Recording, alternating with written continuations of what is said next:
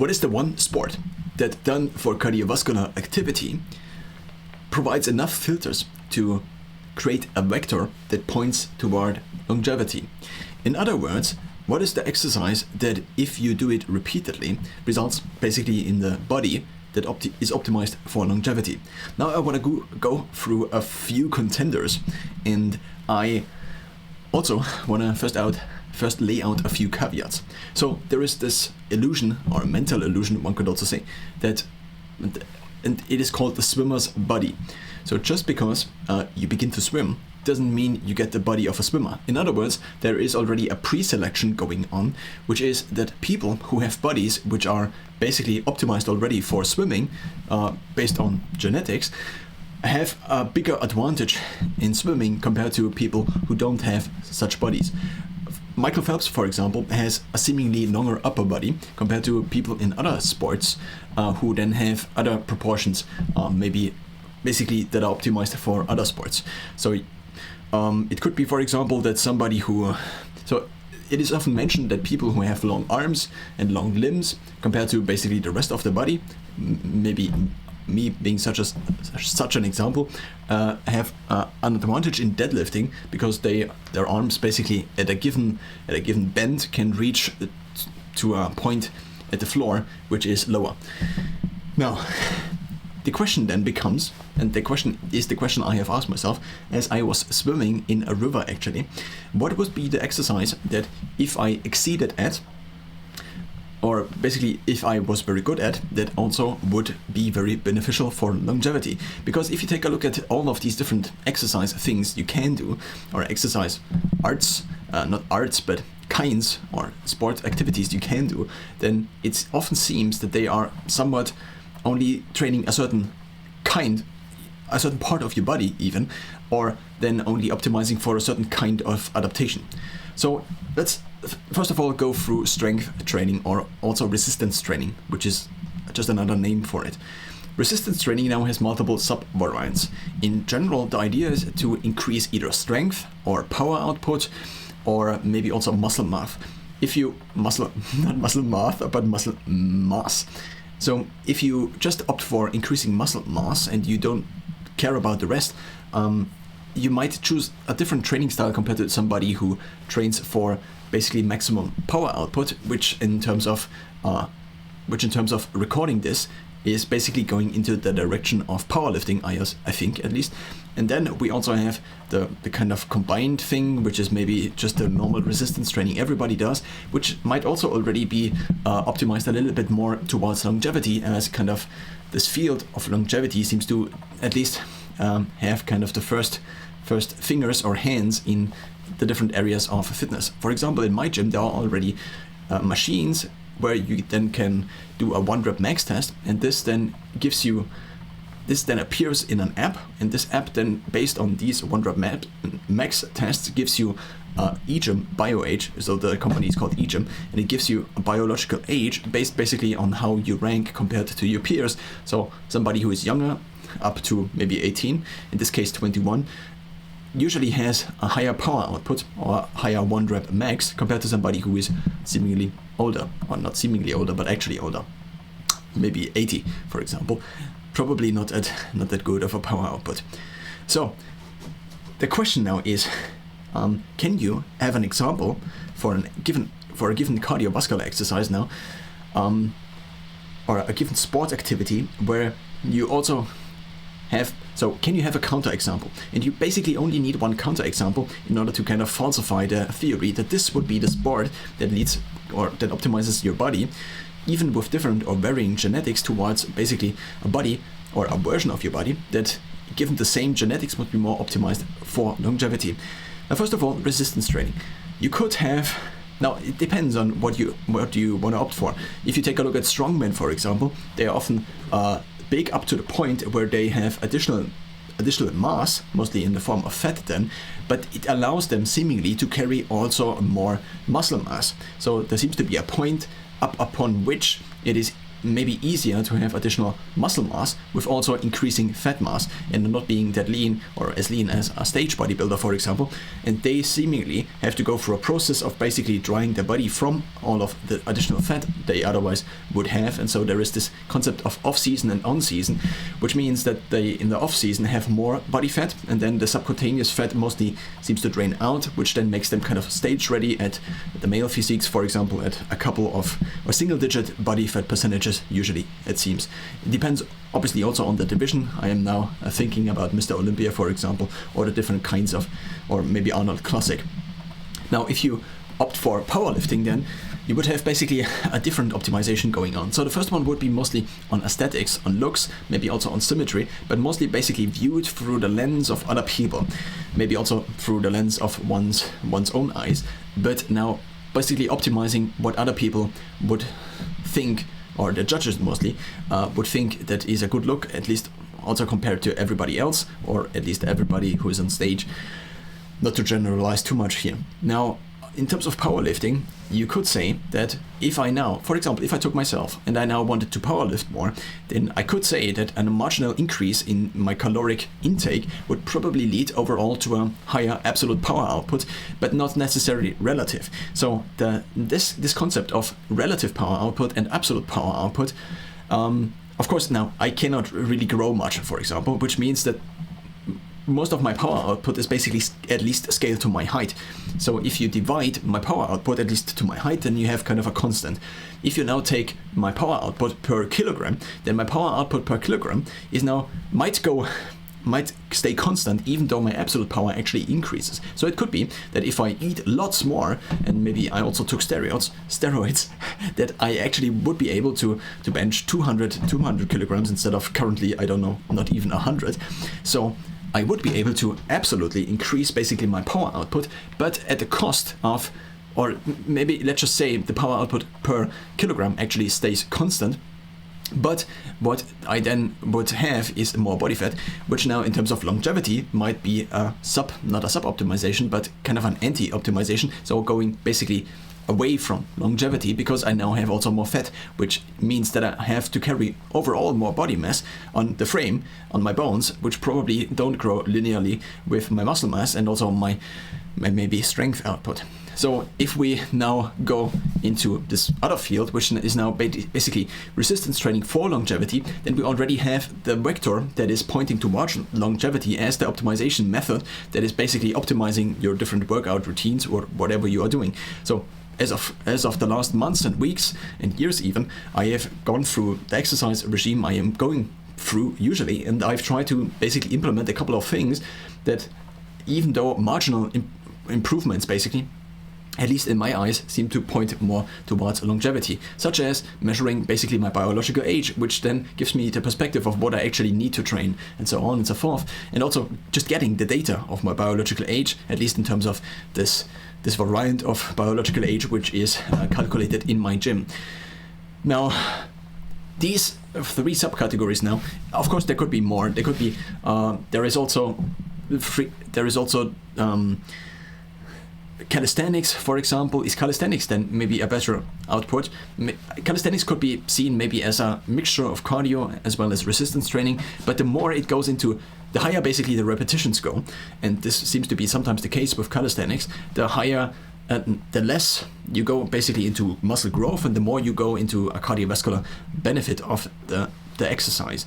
And no, this is also maybe just too simplified, but what I'm trying to say here is that this sport, calisthenics for example, might also be an example of maybe a variant of resistance training that, while not directly optimized for longevity, might already provide a better vector compared to powerlifting, for example.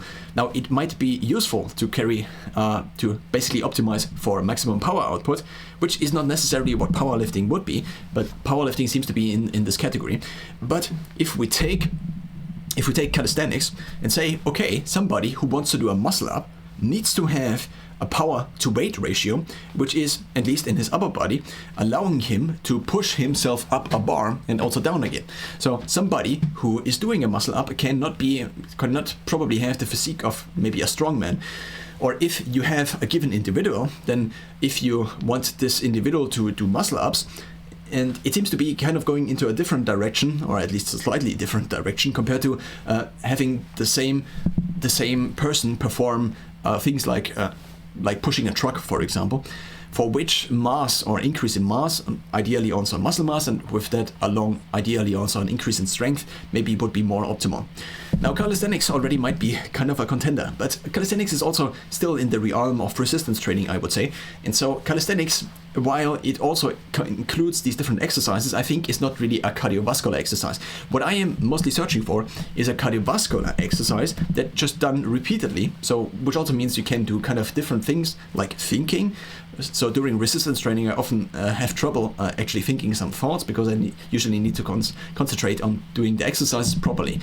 But while hiking, for example, while swimming, or while skating, while running, you can do actually, or while biking, you seemingly can do, at least in my eyes, can do a little bit more, because some of the movement, at least, or a bigger portion of the movement pattern is kind of taken over by your subconscious, which means that if you assume you have 100% of your brain power at a given point in time, or mental space, you could also call it, maybe a little bit more broader, then the more of the movement, or the more of the exercise is basically taken over by your subconscious, the more freed up space or mental space you then have available for thinking thoughts, or also maybe listening to audiobooks, for example, or podcasts. Now, I actually have been going through these exercises again and again in order to create kind of the perfect weekly schedule for my training regimen towards longevity, which is now the thing I found in the last couple of years, the unifying theme, which allows me to have basically a goal in mind, which is to basically keep biologically as young as I possibly can in order to live, first of all, healthy, also if I have a given lifespan, but also maybe increase my lifespan by being healthier at an earlier point in time, basically. So yeah, well, that's exactly actually what I wanted to say, so there is no need to clarify any longer or any more, at least in regards to this. So now, running is a runner. So we can take running, and then we can take kind of the different columns that seem to make up longevity.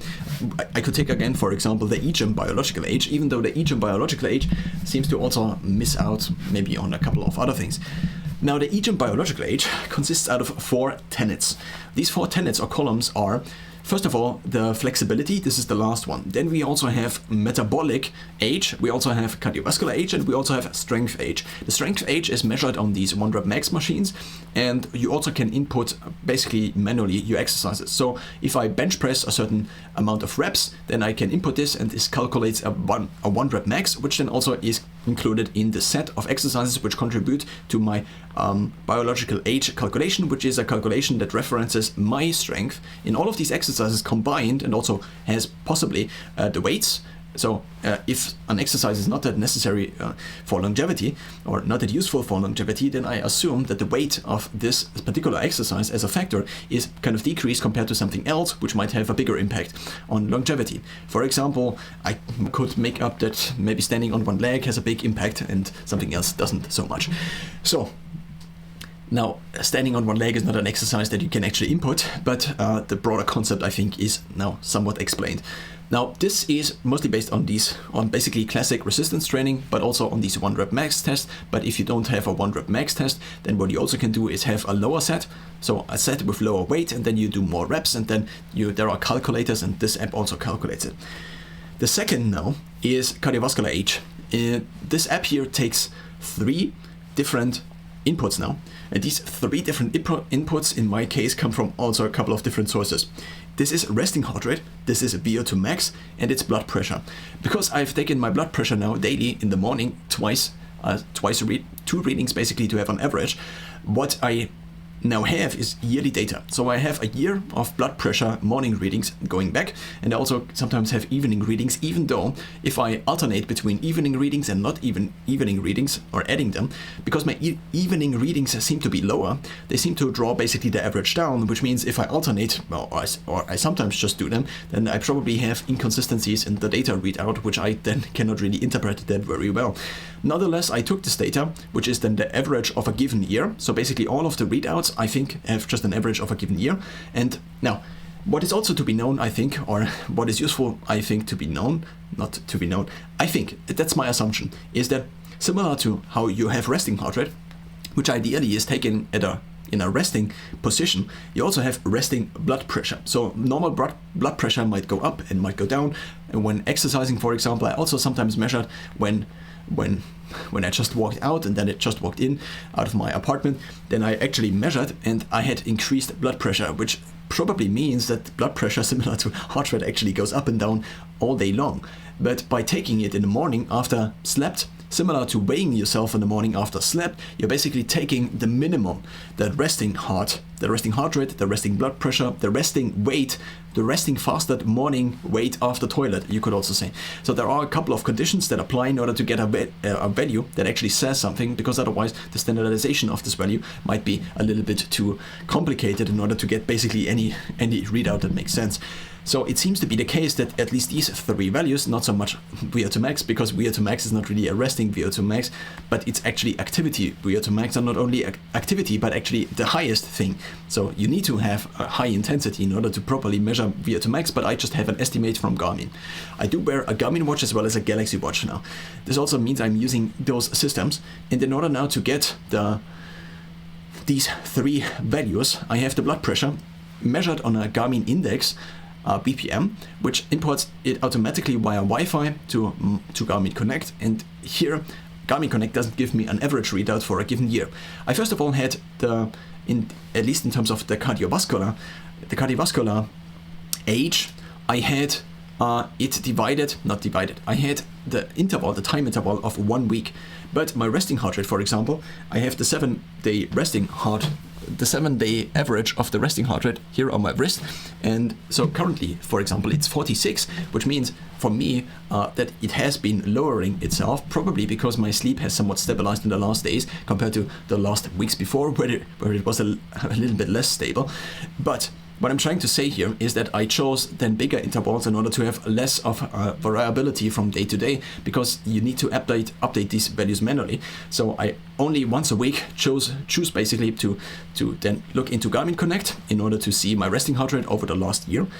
And previously I had it over the last 7 days, but I now wanted to have these values to be a little more stable, because otherwise I think it just doesn't say that much, because sometimes I just don't sleep that well, and then also the strength measured on these EGM machines just goes up and down. So I wanted to have something that is a little bit more stable, and this was in this case at the yearly average, because the monthly then is this problem with the weeks sometimes not aligning with the month, actually usually, because almost no month has exactly 4 weeks. So this is also a problem I try to basically circumvent by taking the yearly average. Now, I have resting heart rate from Garmin, I have the blood pressure, which I previously recorded with an Omron Evolve. So I have the Omron Evolve as well as the Garmin Index synchronized to Samsung Health, and this means here I have a readout, which is an average yearly readout, which I then import into this app. Now, the next thing is VO2 max, so I run once a week, and this gives me a VO2 max estimate. This is then overall this cardiovascular age. So we go to the next age. The next age is metabolic age. So previously I used my own bioimpedance scale. I bought it a couple of years ago in 2016, which means I now have basically bioimpedance data on my body for the last 8 years. And no, actually not of the last 8 years, because I bought it in 2019. So 3 years less, 5 years. I recently switched to a Garmin Index S2 scale, also because it synchronizes over Wi-Fi. Before I had a Bluetooth scale, which meant that I had to have the app open. Now, because I have this in Garmin also, I just have a couple of more things now in Garmin, and Garmin doesn't accept data from a synchronization app I use, so I had to get basically the Garmin native or proprietary solution in order to have this in Garmin. Now, this back to the metabolic age. I would then previously use basically the body fat percentage from my body fat scale, and I also measure my circumference. So this means my upper arm, for example, my chest, my waist, my abdomen, then my hip, my both thighs, and so on. And I measure this also once weekly with a tape measure. And I can use two values, the waist as well as the hip, in order to calculate or have the app the waist to hip ratio calculated. Then in comparison to the bioimpedance scale I have, which is just a standing one, I now have access to one in the gym that is actually kind of a self-service machine. So now planned or scheduled once a week, I step on this scale. Now what I've noticed is that I seemingly carry a lot more fat in my legs compared to my upper body, which means if I stand on a bioimpedance scale, because the bioimpedance scale only sends the current through my legs, because that's the shortest way, it seems to have a higher body fat percentage compared to also the one in the gym, also basically including my upper body, and then making some calculation, weighing both parts of my body. And so weighing not in terms of weighing, but also in terms of weight, but also in terms of basically factoring basically muscle mass and so on and so forth in comparison to the rest, and then having an overall body fat estimate. So this body fat estimate seems to be at around 11% as of now, as of the in-body scale at my gym, which then also imports the data automatically into this app. But my home scale, the Garmin Index, shows me currently 17 to 18%. Now, I have a fourth age, and this fourth age is actually kind of a very nice innovation, I think. At least it was nice to see, because I have been following this, and then just seeing it at my gym without my intervention. It just appeared basically, and somebody already having thought up this. So there is a camera in my gym. It's basically a hub, and you stand in front of it with a stick, and then you take the stick, for example, and you move it back, and then it measures this angle, and the farther you move back, the better your pec flexibility. And it does this with 4 other things, and this then gives you an overall flexibility age, in which I have to announce proudly that I scored 22 and 21 in the last couple of tests. So my overall age in terms of this here, of course this does not include my blood panel, such as, so Insight Tracker, for example, is a company that interprets your blood data and also could give you potentially a readout with the Insight age. They actually changed their subscription or their pricing model, or their business model, to a subscription model recently, which means you now have to pay $149 a year, I think, but I don't know if the Insight age is included in this or not. This would be actually interesting. Maybe I'll look this up later. What I'm trying to say with all of this is that here I have now a calculation which calculates my biological age, and it seemingly includes these 4 different factors. So it seems to weigh them actually almost 1-to-1, because I have taken a couple of, I tried averaging them basically, these different ages, and it seemed to align almost with the overall eGym bio age I got. So currently I'm chronologically 27, approaching 28, like everybody who is 27, and or any other age, -1. And with this eGym app now, I am biologically already 24. Now, how does this play into these different exercises?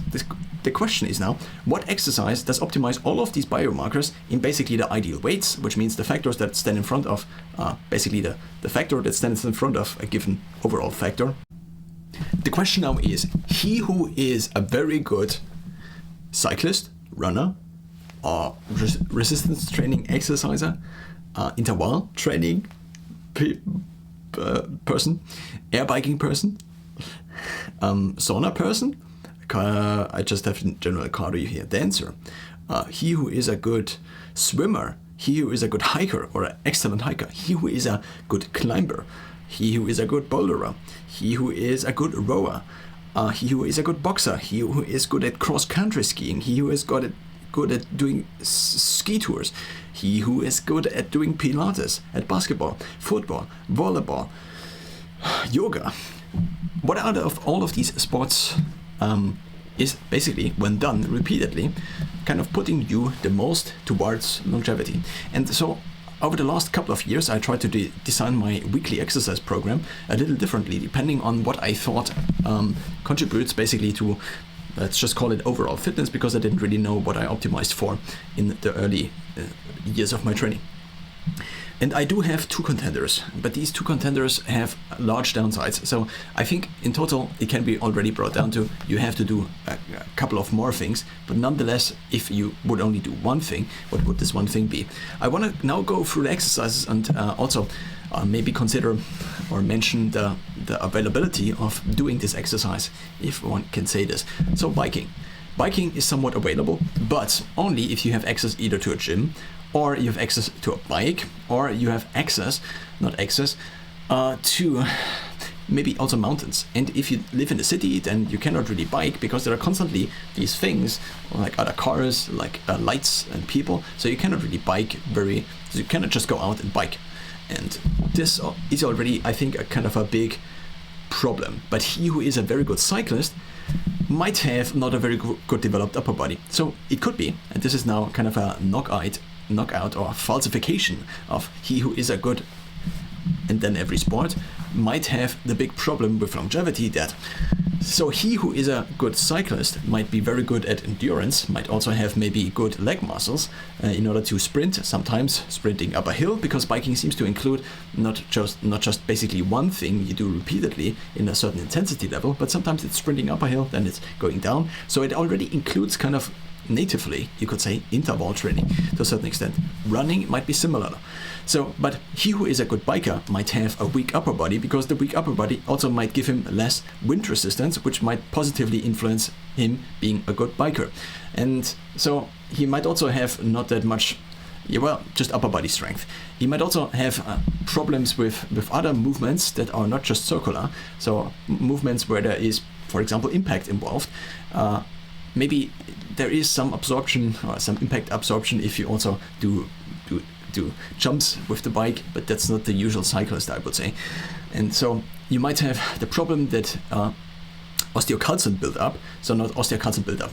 Osteocalcin, I think, is something that is released if you do resistance training repeatedly, and so this seems to strengthen the bones, at least to my understanding. So when a very good cyclist then would try to lift or deadlift or maybe run or I don't know, then there might be problems that come up. A runner might also have very good trained legs, also for endurance, might also maybe have more muscular legs. The question, of course, is a runner an endurance runner or a sprinter? So there might be basically both ends of the spectrum, more towards endurance and more towards sprinting. The sprinter might be more muscular, whereas the endurance runner might have more endurance and be maybe leaner because he has to carry his weight with every single step. And this is already maybe a bigger adaptation, or maybe better compared to a good biker or a good cyclist, because the runner has to carry his own weight. So therefore every excess in weight, and in this case mostly body fat, because body fat, out of all the different variables, you cannot probably reduce organ weight too much. The same would be true with bone mass, the same would be true maybe with muscle mass, but here it's already different depending on in which range of running you go. And then so the thing that is left is obviously body fat. So the lower the body fat, the more advantage a runner has, and the more excellent the runner probably is, because then also the power to weight ratio basically increases, and also he just doesn't have to carry his weight every single step, which is kind of a result maybe out of this. Someone who is very good at resistance training, or one of the subcategories of resistance training, people who are more into calisthenics might be a little bit leaner, but might have less maybe overall strength output, but sometimes explosive strength output, for example, for a muscle up, might actually be the thing that is required, but nonetheless they might not have the explosive strength of a couple of 100 kilograms for, I don't know, rowing, for example, but maybe less kilograms, but they basically more going into endurance. So less of basically in terms of power output, they might have less power output, but more they might be able to sustain this power longer. It's just a general assumption maybe. And then of course we have the different variants of strength training, maybe also including bodybuilding, maybe also including strength training already optimized somewhat for longevity. The big problem here is, unless I think you include exercises which specifically have the threshold or the bottleneck of a power to weight ratio limit. So this could be a muscle up, this could be a pull up. And then it obviously also depends to which extent this is, or to which weight this is represented in the overall training schedule, and to which extent it also then provides basically a limitation to the overall training progression. If this is not targeted, then you have the problem that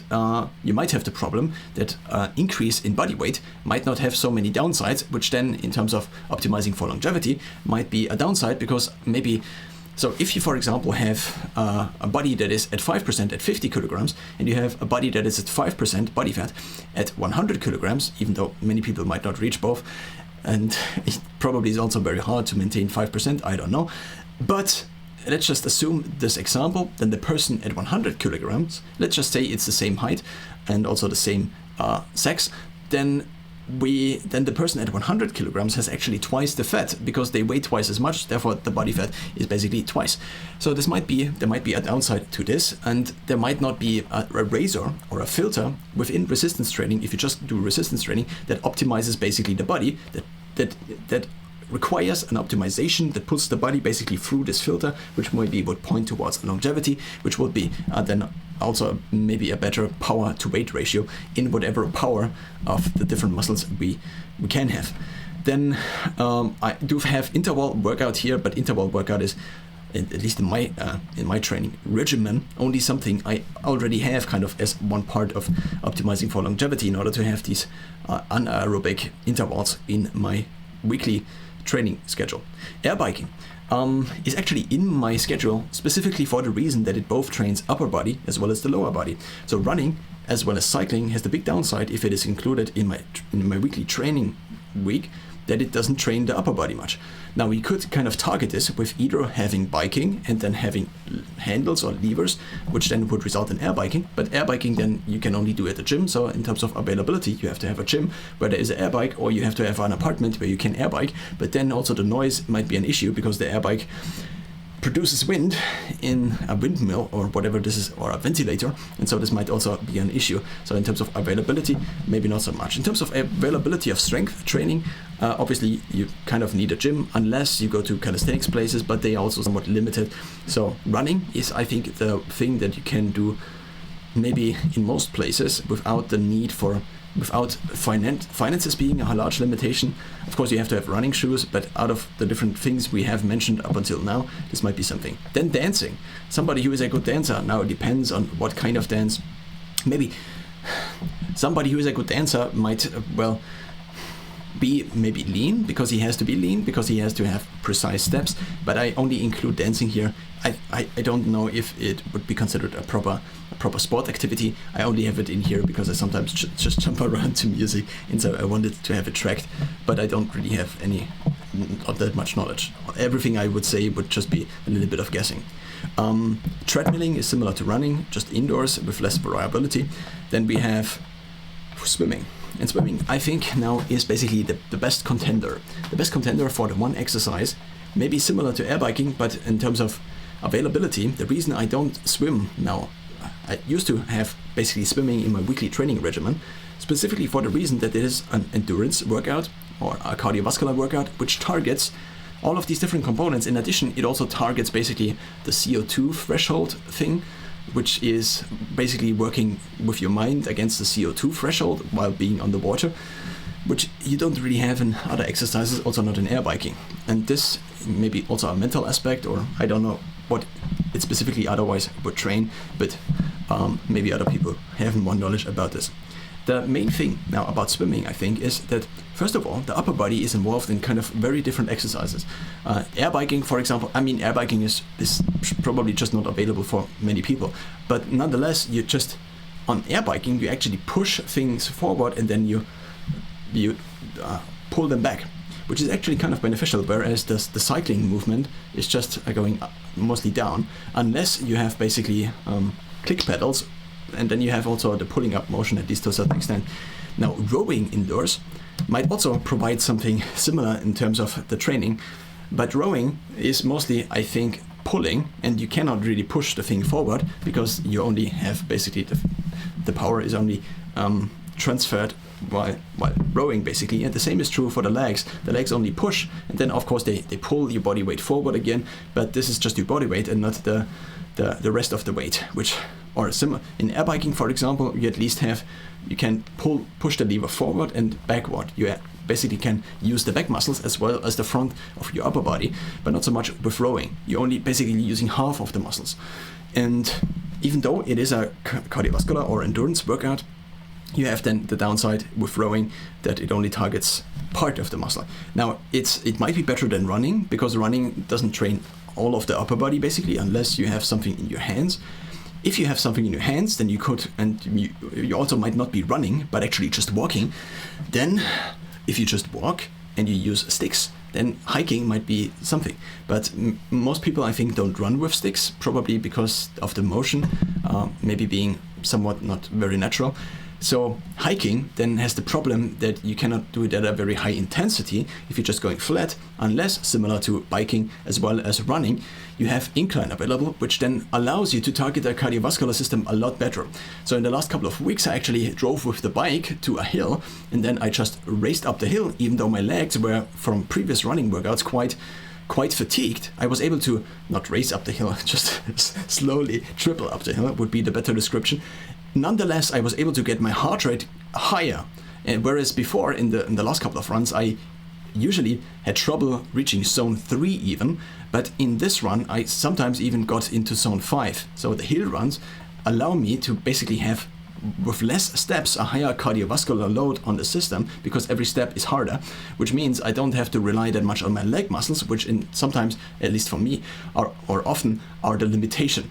So unless you have lots of hills, and similar with hiking, if you have a very steep incline, maybe anything from 10% to 15, maybe even 20%, then hiking might also have the benefit or allow you to target your cardiovascular system. But then you are missing kind of the impact, at least compared to running, where you also have the impact on your feet and on basically your whole your legs, and then your spine and so on, which then might also lead to adaptations in your tendons and so on and so forth, which is the big downside of swimming, I think. Now swimming, let's go back to swimming again, has now multiple movements, and you can also alter the swimming style, which makes it additionally viable. So first of all, let's just take the normal breaststroke. I think it is called breaststroke. First of all, you basically doing this motion. This doesn't do much, and then you're pushing the water to the side. So you're using, I think, your triceps a little bit, and you're also now using your chest in order to push it out. So I have my chest targeted quite a bit when I do lots of breaststroke swimming, and this also used to interfere with my resistance training workouts. And then there is this additional movement, which I think is quite beneficial, and I couldn't emulate it in the gym with not swimming the last couple of months actually, which is that you're taking your hands and then you're contracting your back while you bring your hands backward, and this might be a motion which, in terms of increasing basically how good your posture is, might be very beneficial, I think. And I think just by having this in my workout the last couple of years, actually, I probably did a little bit more of a good posture exercise compared to now, where I just do different gym exercises. In the gym, there is only the rowing that does kind of a similar thing, where it also forces me basically into a back stretch, which also is under tension. And of course, this is not quite a similar thing, but quite a similar thing, or the movement is a little bit different, but you also have to be kind of, at least with breaststrokes, if you do them properly and dive in and out again, you have to be kind of very in this position where you basically have an arched back, which I think in terms of posture kind of realigns your posture. So if I have this once a week that I swim a couple of minutes, or maybe even for half an hour, then this probably also does something to my posture compared to just wearing a posture correction, which I tried, but it's a thing you have to wear all the time, and in summer it gets hot, and so I didn't really find a replacement for this without swimming. So I basically replaced swimming with air biking, but the air biking allows me to have a more standardized workout, because the swimming pool has the big disadvantage that people just go there. And if people go there, then you have only a couple of lanes. And then in terms of, even though there might be a swimming pool available in cities where you live, there might also be the option to swim in a lake, to swim in the sea, or to swim in a river. And I actually a couple of times now tried swimming in the river, and depending on the speed of the river, it actually, if you swim upstream, it's actually kind of a streaming canal. I don't know if this is the proper word, but it's basically just like it was made for you to swim, to get into the water and to stay in kind of the same location, or only go a couple of meters in this direction or the other direction, depending on how long you stay in, and then you just go out again. Quite beneficial actually, but of course the river water quality might vary a little, so this might not be a viable option. And swimming in the ocean and swimming in rivers sometimes might interfere with traffic, with ship traffic or marine traffic, climbing, and bouldering. Here, if you take a sprinter a sprinter might be good at climbing, but what the sprinter might miss is the upper body strength. If you take a look at Usain Bolt, maybe it's similar to the swimmer's body illusion, where somebody who already might have a genetic predisposition not predisposition, but genetically might be already kind of gifted, for example, might have higher testosterone levels compared to somebody who has average testosterone levels, or might have cardiorespiratory fitness that is highly trainable, for example. There might be some variance.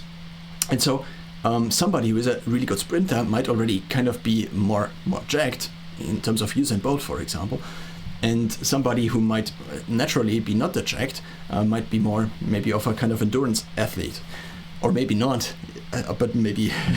So what I'm trying to say here is that a sprinter might be good at climbing, but mostly because maybe of the overlap, but climbing and bouldering is also kind of different. So in climbing you either have a very short duration, which is then bouldering, or you go into the longer duration, similar to sprinting and running, which is then climbing basically up multiple lengths. So you can have your rope, and then you take your rope, and then you take a rope again, and then you take a rope, so you can climb up kind of a hill if there is a wall that is worth climbing. So in terms of climbing now, you have to stand on the wall and you have to carry your own weight upward. Similar to doing muscle ups and pull-ups in the gym, this now puts your body kind of through a filter. And in order to succeed or being good at climbing, you basically have to have a good power to weight ratio, not only in your legs, but also in your arms. So compared to running, hiking, and so on and so forth, which mostly target basically the lower body, in climbing, also in swimming, you then have also the upper body, which is also trained. In addition, you have all of these different movement patterns. Swimming is also kind of repetitive. It's always the same movement, even though there is endurance in this. But in climbing, the movements might be a little bit more varied, especially when climbing actually, and not so much bouldering. So what I'm trying to say here is that you won't have a bodybuilder that is 150 kilograms at maybe 6 feet, who is also very, very good at climbing, probably. Now, it could be the case that there is some overlap, but probably they are lacking a couple of components. For example, the grip strength might be a limitation because the overall body weight might just be too high for the grip strength they have. So they would have to also have a very high grip strength, for example, in comparison to the rest. But maybe normal resistance training doesn't really target the grip strength as much as climbing would, or as somebody who is a good climber would have. So basically teasing out whether this is trainable or not. So climbing actually might be one of the contenders. But now it depends on which kinds of climbing you are doing. There is also speed climbing, in which you also have to have explosive strength because you have to kind of run up a wall. And you also have these different movements, but I cannot really judge whether you have to have kind of a similar explosive strength compared to a powerlifter, for example. Probably not that much, because you're only carrying your own body weight, and it depends also whether you're doing static or dynamic, or more static or dynamic climbing. But climbing, similar to swimming, the big downside of swimming is that you don't have the impact, basically, and you don't need to absorb the impact, which is maybe in climbing you have to sometimes absorb the impact, but not so in the same way, because you're not stepping really on the ground unless you really fall down, and then you have to absorb the impact, but that's not really that trainable, one could say. So we also have bouldering, we also have rowing, which we already discussed. Boxing might also be similar to dancing, kind of, where apart from the upper body strength, but then if you're good at boxing, you're probably also not that large, because then the additional body weight, now there are different aspects to this probably, but if you have additional body weight compared to somebody who has less body weight, then you might be able to withstand a lot more, because you're just way more. But then there is also, you need to be agile, at least with your arms, and maybe also with your feet. Depends on the boxing style, and depends on what kind of boxing then you are doing. If you have a very good boxer, I don't know if a good boxer might have the grip strength to climb, for example, or might be able to do a muscle up, or might be good at doing other things like swimming, for example. I actually don't know that much about boxing. Then you have also cross country, where you also have the upper body involved, because cross country, similar to boxing, might not be something that is available to so many people, but boxing might be more similar in terms of availability. compared to a gym, for example, or like a gym. Then you also have Pilates, which I don't know much about, and basketball, football again, the upper body missing, but otherwise maybe similar to sprinting. But sprinting also, it's like a sprinting workout, but again and again and again, with also kind of longer duration intervals. Basketball, you have a little bit of the upper body involved, but not so much strength in terms of the upper body, but also explosive strength, probably explosive strength in the lower body. And well, that's mostly it. Yoga, I have no clue about it. So what is the ideal sport then? Maybe a combination of swimming, resistance training, running, climbing maybe every now and then. But probably, I think it seems to be beneficial to have some limitations in there where you have a power to weight ratio that makes sense. If you measure your VO to max with Garmin, for example, repeatedly, then the lower your weight, it seems, the higher your possible VO to max, because it then just increase your power to weight ratio, which probably makes you faster. Similarly, if you have other things like this, which put you at least on a weekly basis or on some basis with some frequency through bottleneck, which then would optimize basically for also the other factors which otherwise the other activities are missing. So resistance training might miss, for example, or powerlifting might miss the additional, might have basically per marginal increase in body weight. No, not so much. It might have a bigger benefit compared to other sports where there might be per additional unit of body weight might actually be a decrease in overall fitness, at least, or excellence in this particular sport. So probably in the end it's a combination out of all of the different things. But if you just took one sport, maybe it's climbing. I mean, have you ever seen a climber who is, but that's again kind of also the swimmer's body illusion, or the climber's body illusion, such that people who have probably or might have, even if they are very strong, too much body fat, are probably not probably don't find climbing quite fun.